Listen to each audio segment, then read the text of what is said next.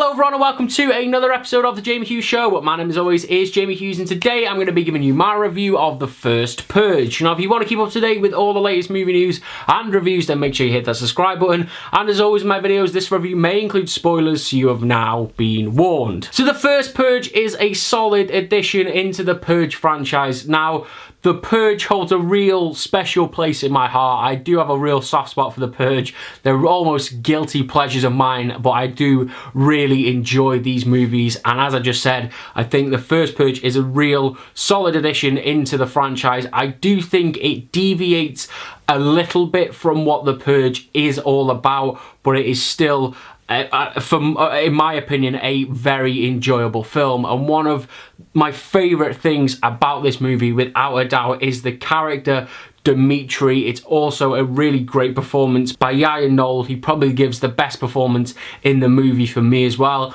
But the character of Dimitri is just such a badass. What an absolute lad this guy is. He is the perfect anti-hero to get behind and support. It really reminded me weirdly of Stone Cold Steve Austin, just one of those characters that you can't help but like and just really get behind and root for. And I thought that he was just such a badass. He was so cool. It did feel very reminiscent to Frank Grillo's characters from the first and from the second and third Purge. Sorry, I could see influences there, but still a very cool character. And I seen somebody on Twitter mention this the other day, but I think I really agree with it. If they ever remake Blade, then I think that Yahya Knoll has definitely got to be in with a shout. He was such a badass. So I do think The First Purge did deviate a little bit from the horror elements that we did see in other movies in the Purge franchise. I'll get onto that in a little bit, but what I did like is that we did get these kind of symbolic images that are very kind of synonymous with the Purge movies, the real symbolism with the masks, and they are very vivid images that really stuck with me throughout this movie. There's one very early on where the woman's holding a sign, spinning it around, and it says, is this the beginning or the end? And there was the two old ladies that had the bombs and they were really kind of, you know, dressed up in a specific way.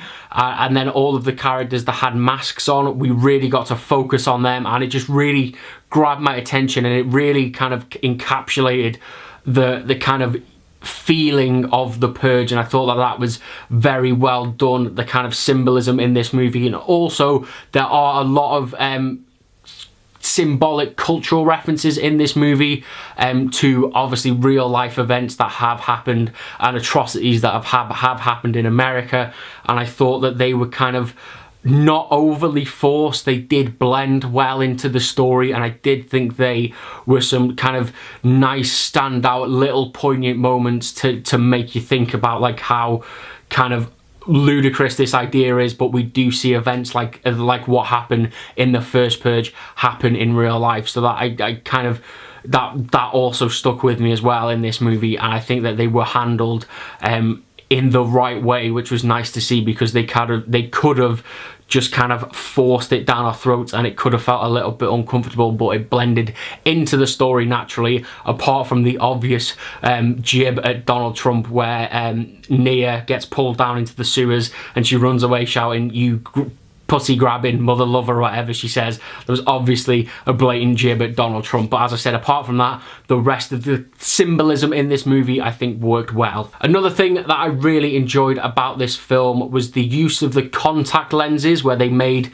the Purge's eyes change colour. I thought they were a really cool element to add to this movie. It really differentiated from the other films. It made it feel different, and it actually added to the kind of terror a little bit. You know, imagine like walking around the streets and seeing these people with their eyes like glowing. And to lead into my next point of that is that a lot of this movie did feel like, I know that it was there last year, but it did feel like they were setting up to have these at Halloween Horror Nights and have some of these scenes set up as scare zones in Halloween Horror Nights, especially for me the scene where Isaiah is walking walking down the alleyway, and all the people with the green eyes are like banging on the window. Again, it looked very cool and quite terrifying. And then another scene that also kind of was reminiscent of Halloween Horror Nights was when they had the kind of Purge block party and everyone was dancing around in their mask. I could very well imagine that being planted into Universal and being used as a scare zone.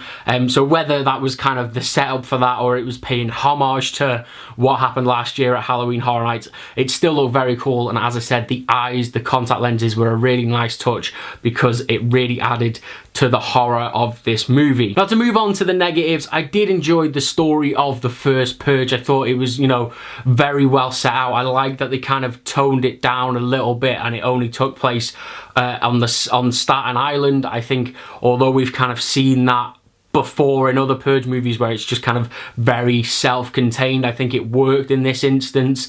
But I do have issues with this movie. It was kind of very flawed logically. And one of the biggest things for me that I kind of held a gripe with was Melissa Tomei's character is supposed to be the psychiatrist that kicks off the Purge. It's her idea, it's her birth child, and she's the woman that wants to kind of start the cleansing of America, should we say. And obviously she's not totally on board with like the killing, but she knows it's a possibility, she knows it's there.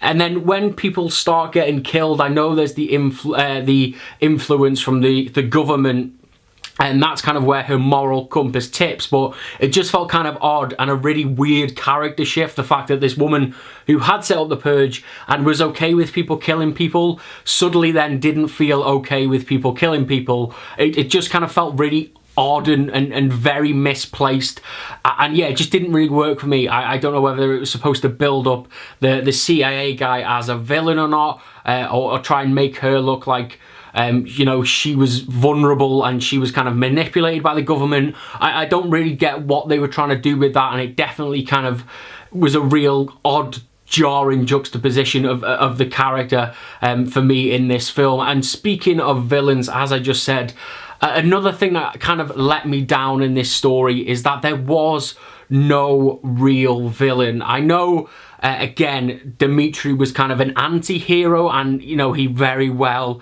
blended that kind of line between hero and villain.